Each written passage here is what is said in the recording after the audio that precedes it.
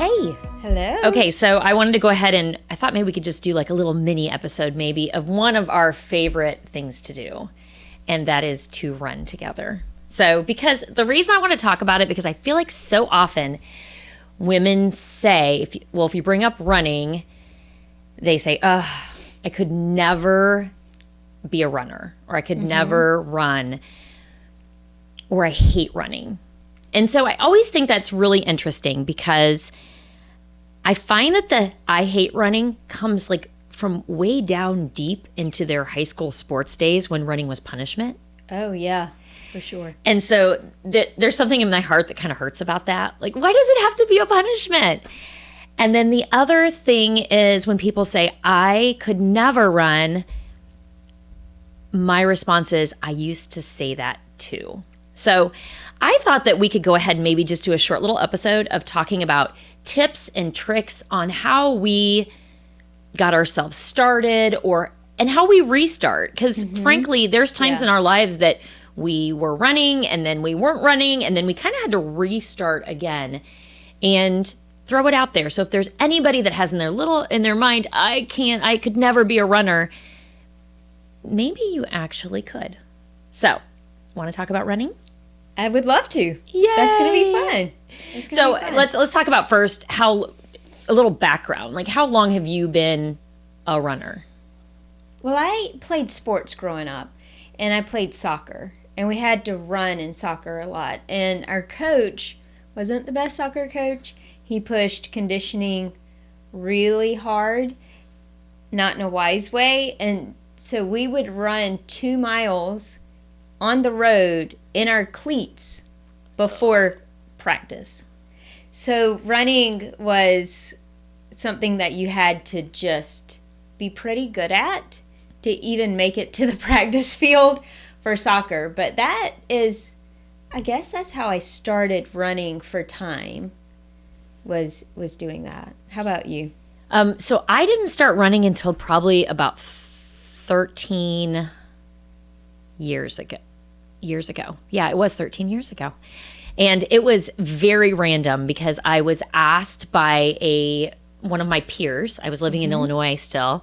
And she was someone that she was a speech pathologist. And she had a patient that was in a severe car accident. And the reason she was working with him to try to restore swallowing and speech was because of this horrible accident. And there were other physical problems he was having, and she knew that he needed some more adaptations at home. They needed to adapt the house for his to get him around. And so she decided that she wanted to raise money in order to do that. So she went around to all of these women and she was like, would you be a part of, I will train you to run a half marathon and we're going to raise money for Charlie. Oh, that's and I was like, I'll give you money, but I don't run unless a bear's chasing me. Or, I had that whole saying in my mind. And she was like, okay, well, I would train you. We can do this. And I thought, no. Like, I'm glad to support you. I'll cheer you on. I'll go to the race. I'll hold your sweatshirt. I'm not going to run. And she was pretty persistent. She was very persistent. And there was I don't know the exact number. I should go back to that group of friends because I don't live there anymore. But there was a group of us. I would say she probably had 12 to 15 of us that were non-runners. Wow. And we all did a half marathon together. Yeah. But we started, all of us from zero, all of us in different scenarios, different weights, different sizes, different backgrounds. And she did exactly what she said we were going to do. Oh, well, that's fun. I would say if you don't have a desire to run, you don't have to either. I enjoy it. I love running. Running does something inside of me that brings peace. I don't love every run I do, but as a whole, running is a good thing in my life. But there are people that don't like to run, and my husband is one. He does jiu-jitsu. He likes to lift weights. But when he runs, it hurts his back. It's not beneficial for his back. So I don't think running has to be something that everybody does. But if you've ever wanted to do it or been interested in it, don't say that you can't. because you can if you start out small. He actually was doing it was a training app. And the person on the app was so encouraging. They would tell you to run a little bit, and then they tell you when to walk, and then they would cheer you on. You did a great job. Yes. So encouraging. So that's why I wanted to bring the app into it, because that is how I started running, was a couch potato to 5K program. And then there's couch potato to 10K programs. Right. And my husband, because of my experience with that, and I feel like it's so effectively done, because so you can get one of these apps on your phone, and it speaks over your music or over your podcast. So you can listen to whatever you want to listen to, but it'll speak over that when it's time to walk or time to run. The great thing about it is these apps give you an opportunity to gradually work your way to a distance. Like, you don't start out running a mile. And I think that's a mistake that people make, is they think to themselves, okay, I'm going to try running. I'm going to go run a mile. And in my mind, I'm like, no, like, you don't just start running a mile. No one. And they come back and be like, that was terrible. I'm not a runner. Yeah. Well, frankly, the first mile. I was going to say the first mile can be the worst. Is like the worst, even if I'm going to do 15. You know, like the first mile sucks for everybody. But if you're not conditioned to run a mile, yes, that's terrible. So this app works you up in a run, walk pattern, which also helps prevent injury. So that is one thing too. When people throw themselves into it, and they're suffering from shin splints, they pull muscles, they have knee issues, like that. I'm going to just start running. And their body hasn't been conditioned to work into that area. So I love these programs. Yeah, and he loved it too. And it was super beneficial for him. But it's just that his back doesn't enjoy that. Yeah. And so you talked about the encouragement. Like, it'll be like, way to go, rock star. Like, It's funny what it you're tells halfway you. there, it talks to you. And I forgot all about that until my daughter Elena started using that to get to her 5K point. Yeah. And I would listen to it when I was with her, and I'd be like, that is awesome. Yes. Yeah. But so, yes, I agree with you. Not everybody needs to run. Not everybody is in a position to run. But if you have a desire to, but you think, I would never be able to do that, then I want to encourage you that proper steps will get you to the positioning.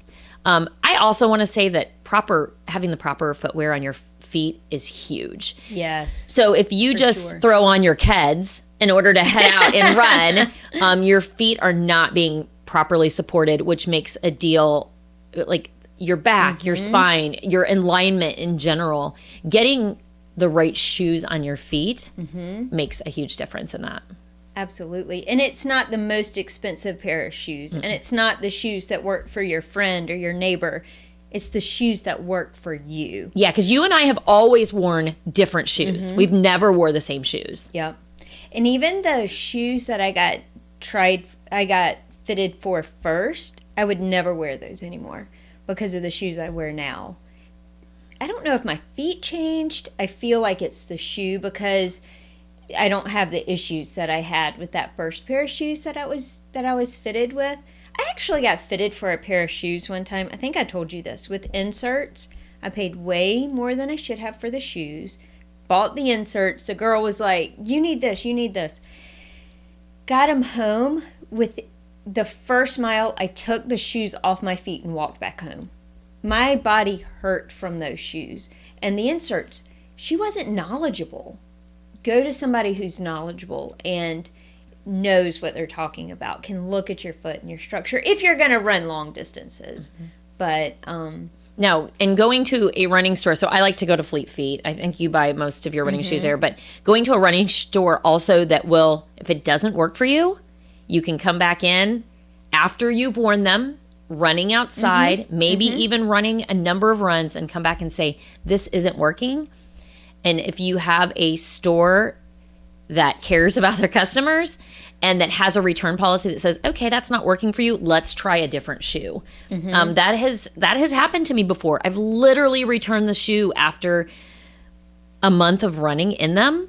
And I was like, my foot falls asleep every single run, no matter how I tie the shoe. Well, then let's get you out of that shoe and let's try a different shoe. So I totally appreciate that policy. I always feel confident that I can put something on, take it home, and if it doesn't work, I know I can bring it back. Yeah. One thing about that policy is typically they do not allow that for clearance shoes. And if you have a very small foot and you have a very eager salesperson, they will try to put you in whatever shoe they have. Because I have a small foot, so I usually have to order my shoes from there. I'll get fitted there, but then I will order them and have them shipped so that if it doesn't fit well, I can take it back. That's what happened with that one pair of shoes I bought. Even though they were on clearance, they were really expensive. I couldn't take them back. And so then I was frustrated. Good tip. I didn't know that. I always heard you can always take them back, but if they were on sale, you cannot. And then there was one other thing you just said that I was like, yes, that is such a fantastic tip. Well, I'm going to go on to the next one, and if it comes back to you. So one of the things also I wanted to talk about is, I guess I've never asked you this question. When you and I are not running together, if you do a training run on your own, or I say training run because that's kind of where we're at right now. We're training for a race. Yes, we have a when we have time. In theory, we are training for a race. We have a 50K in January. Yes. But when you're not with someone, because you and I, when we're together, we talk through lots of life stories. But if you're not with me, what do you listen to something when you run? Yes, and it's usually not music. Sometimes I'll put music on for a little bit. If it's a longer run, I'll do music for a little bit. A lot of times it's a podcast, or it's a sermon series, or it's a book. I like to listen to things that make me think. Maybe so I'm not thinking about how far I've run or how much further I have to go, but it's also peaceful to me. Like, that is my quiet, that's my time for just me to be with the road. Like, and just in my body and experiencing that peaceful place, the quietness that I feel like is missing a lot in life because there's a lot of people around. There's a lot going on. So I relish those times. And I would say that's probably one of the reasons why I like running so much, is that peaceful inner feeling when you get to finish a run like that. Yeah, I listen to more podcasts or books than I listen to music. I very rarely listen to music, because when I listen to music, I start thinking about things like, oh, my big toe hurts, my knee, it feels a little off, my breathing. I have this self-talk that comes in that is not good for me. So, but if I'm listening to something that makes me think, then I almost have a dialogue with the podcast. And I have listened to a little bit of everything. Yeah. Like, I love true crime podcasts, or I love TED Talks. I love listening to sermons. I love listening to fictional books. I love listening to autobiographies. I kind of change it up in order to kind of go with the vibe that I'm feeling that day. And then I pick something that I want to go. So also, one of the things, since we're throwing out tips, is you and I both have earphones that don't plug in our ears. Yeah. They go over our ears. And I feel like if you are a person that gets out on the road, see, we don't have sidewalks. We're in this area. We're in the kind of in the country, or even our city doesn't have a lot of sidewalks. Though there are driveways. Yes, that's true. You are able to hear the outside noise, but it plays on your. I don't know how those work. Whatever bones you have right here, like, pick up. You hear the music or the podcast clearly, or whatever, but you hear the road noise around you. You hear a dog. If a dog is around you, you hear a person. You hear everything. Yeah. So I feel like those, as soon as Elena started running regularly, I immediately got her those headphones, because I don't want her out running and not being able to be completely aware of all of the things that are around. Yeah. And recovery is so important. One, stretching is critically important, but stretching in a way that heals you and not harms you. I see a lot of runners before races stretching in ways that I'm like, ooh, that is not benefiting your body. You are going to have a lot of pain stretching that way. So learning healthy ways to stretch, also getting the right nutrition in before the race or before a run, during the run if it's a long endurance run, and after the run. And taking that time, taking the time to put your legs up if you've run a number of miles.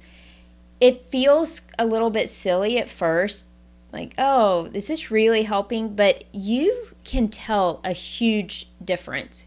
And when I say put your legs up, I mean literally like up Against a a wall. wall. Mm-hmm. For an extended period of time, 30 minutes even, just allowing your legs that time to rest, and your blood to flow differently. But I think stretching is huge, and proper nutrition is so important, and hydration. Knowing what will dehydrate you before you run and what hydrates you well before your run.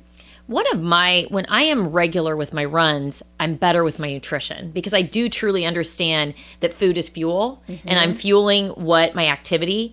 So if I'm not being active, then I get a little more loosey-goosey on how I'm fueling my body, which makes me I'm not running, so I don't get that burn and the endorphins and everything that comes, the benefits of running.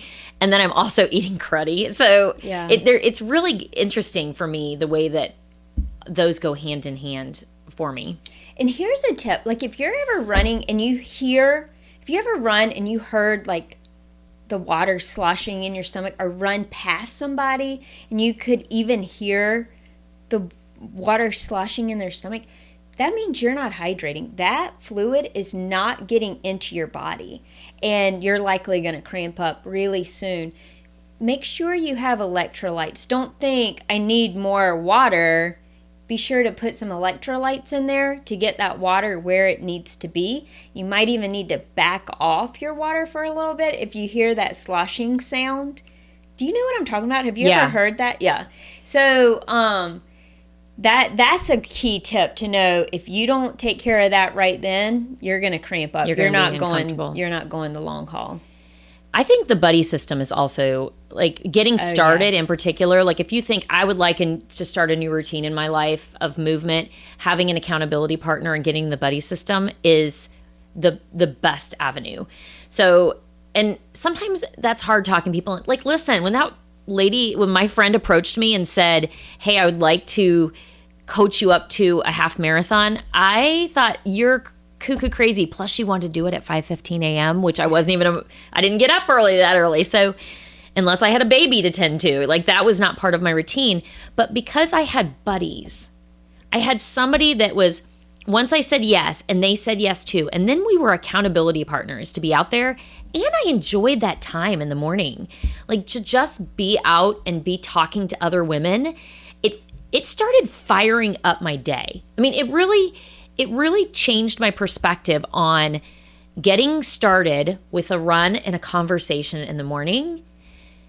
I come home, wake my kids up from school. I am rearing to go, more cheerful, more effective. Like my days are different.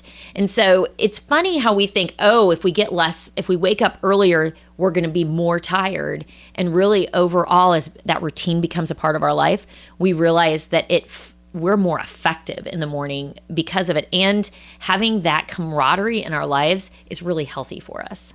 So you are the reason that I'm even running now. And us running, you saying, let's go run together, is even the reason we're doing this podcast. You know, because we were in Bible study together, and I had run through lots of periods in my life and loved running. It was therapeutic for me, even in high school. I can remember times in high school where something was really bothering me, and I would run and think about it until I was too tired to think about that thing anymore that really hurt. And I kind of let it go at that point. But life comes in waves and changes, and there was not a time in my day that I could carve out running. And we were in Bible study together, and you said, do you run? And I said, yeah, but I haven't run in forever. And I was starting to get back into it. We were living in a neighborhood where I felt safe running. And you said, let's run in the mornings. And I said, I have to get up early in the mornings. And you said, we're going to get up before we take the kids to school. And it was so funny because that when we first started doing it, the days that it was raining, I was like, yes, it's raining. But then I got to where I was like, okay, the weather is only 30% chance of rain. I think we can do this because those were the best days. And you said you're going to find these days getting up early are the best days. And they really are. But that's what got me back into running habitually was you saying that to me. And you came to my house many mornings a week. And we would run, and it was awesome. I loved those days. And I'll tell you, so you have moved, and we're not living close together right now, so we're not running early in the morning, and I haven't got myself in a routine of meeting other people to run early in the morning, which I could make happen if I made it a priority, but I haven't because that sounds horrible to me all over again. You know how it is? Like you fall into these patterns, and right now my pattern is if my alarm goes off at 4:35, I don't want to do it. And I can't get myself out of bed because it's not my habit. So I guess I want to say that as being encouraging too, because if people think, no, I can't do it because the first 5 times I did it, it was hard. I'm going to say, I hear you because the first 5 times I'm going to start doing it again, it's going to be really hard too. I just know already that it's worth it. So I need to get into that pattern. I know I can do it, but yeah, it's going to stink all over again. And I'm living in a place where I don't have anybody else to. I'm going to literally run in the woods by myself. And that's a little bit scary to me because I think, what if I run up on a dog or a coyote? I don't know. It's cold enough. I shouldn't run into snakes now. But I have not gotten over doing this in the dark by myself. So, but I should come to you. We should do it together a couple times so that your comfort level, at least, you know what I mean? So that you're not doing it by yourself the first time. Right. Okay. I did do the path the other day, and I was glad I did it in the daylight, but then I was a little nervous that I did it in the daylight because I was like, and there's a paw print, and I don't think that's my dog. But yeah, we should do that. I have a route. We can get a lot of miles in, but it would be fun. Yeah. You should do that. But also running safety equipment is hugely important. We wear vests that light up really bright when we run at night or run in the dark. We used to run in the dark all the time. That was actually my comfort zone, was running in the dark. I preferred it. Yeah, I always call the sun my nemesis. Like, I literally would prefer to not see what hill is coming forward or, or like feel the heat of the sun. Like, yeah. But, also too, you felt more visible at night in the dark. I felt like cars could see me better in the dark, which sounds strange, but it's because we're so well lit up. And we wear headlights. Headlights. We don't. Headlamps. Yeah, headlamps.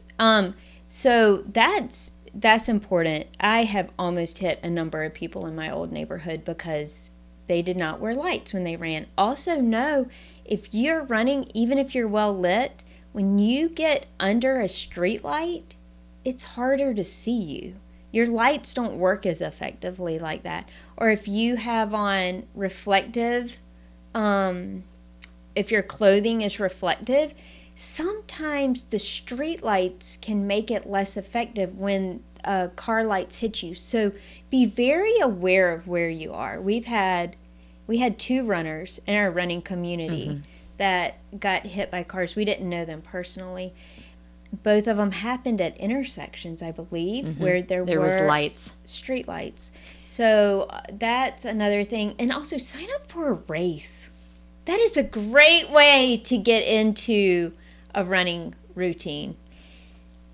Yes. Another tip is you run against traffic. So you're facing the traffic so that I mean, I can't tell you and I step off the road all the time. Like we step onto the side because somebody's looking at their phone going down the road instead of looking forward. So we always have to, like, running against traffic means you're aware and you're in control.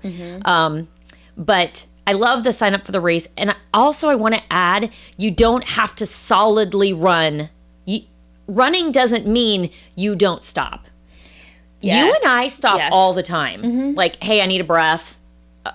When we're in the woods on trails that have heavy hills, sometimes we just take a hill by walking. So I think that there's a misconception that if I can't call myself a runner, or I can't feel like a runner, or I couldn't sign up for a race because I can't run 3 miles straight. Right. Do a walk run. Like I think that's why I love walking and doing the woods. There's so many things I love about trail running, but I feel more pressure for a road race that you don't stop.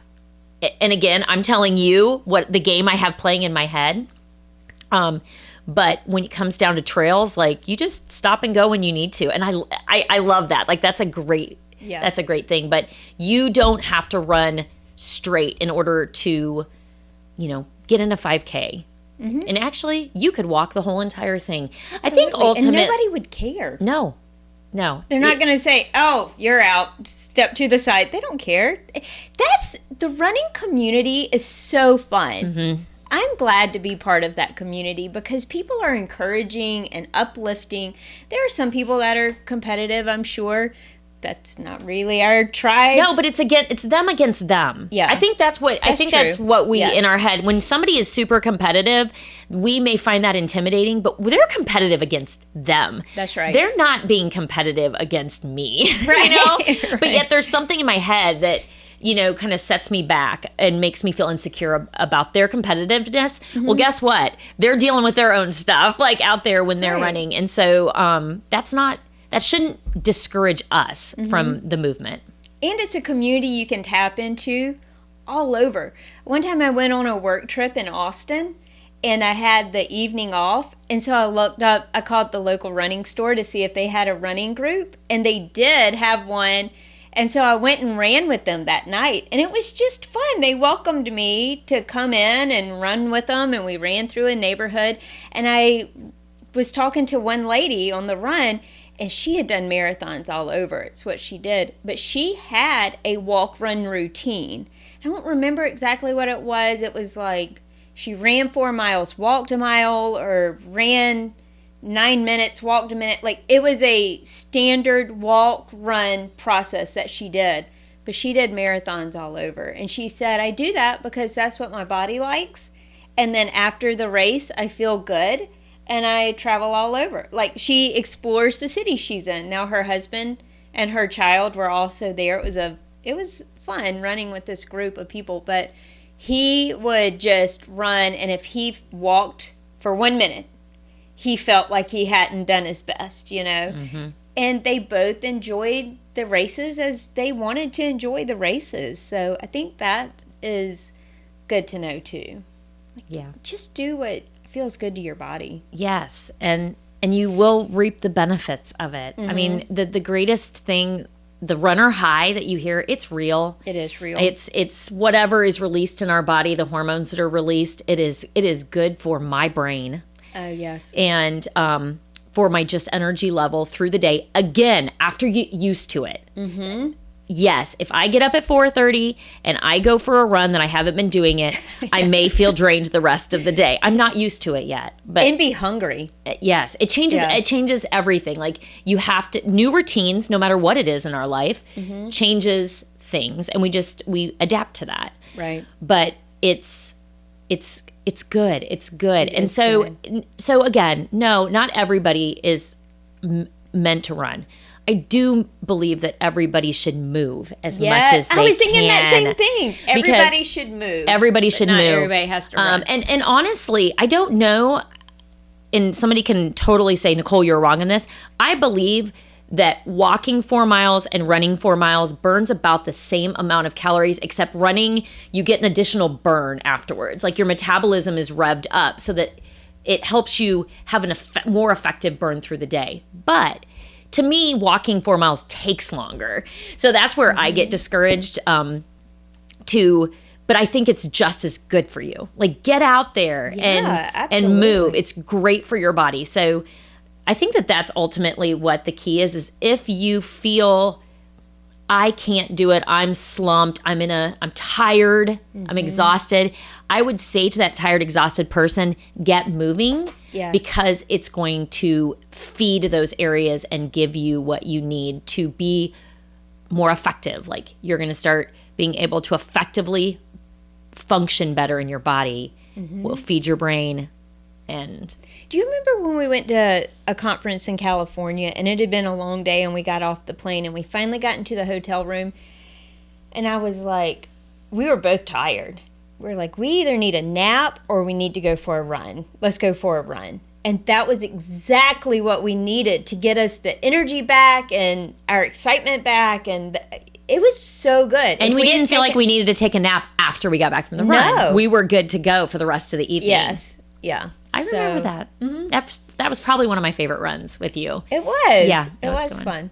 So I love this topic. This is a great topic because it's so universal for any exercise you want to do. There are a lot of great tips because nutrition is key and recovery is key. Do what makes you feel strong too. Like, it feels good to feel physically strong after exercising. Yep. So thank you for bringing that. And thank you for inviting me all those years ago to run with you early in the mornings, because this podcast truly did spin off of our runs. It did. We would have those great conversations and then say, okay. We need to invite some friends into this conversation. Absolutely. Awesome. And if you would like to learn more about what we do with coaching, I had somebody this week tell me, I had no idea that is what coaching was until you talked about it on your podcast. So if you have things you want to let go of, if there are areas in your life where you feel like you're being held back and you don't know how to identify them or how to let go of them, reach out to us, message us online. You can go to www.liveyourdesign.life. Look us up on Facebook, but send us a message. We would love to work with you. And if you enjoyed this podcast, check us out. Enough the podcast. The reason we call it Enough is we have had enough of the world telling us who we should be, and we want you to know that you are enough for what you are called to in this life.